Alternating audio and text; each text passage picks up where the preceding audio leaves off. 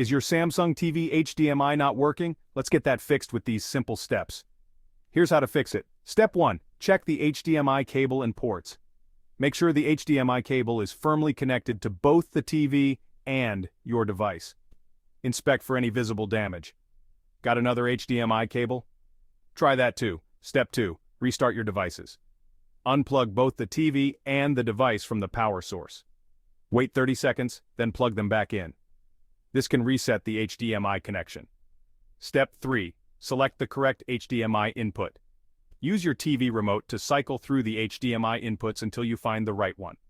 Look for HDMI 1, HDMI 2, etc. Step 4. Update your TV's firmware. Go to the Settings menu, select Support, then Software Update. Follow the prompts to update your TV. Step 5. Enable HDMI CC. In the TV settings, go to General, then External Device Manager, and enable HDMI CC. This helps your devices talk to each other. Step 6. Reset your TV to factory settings. If all else fails, reset your TV.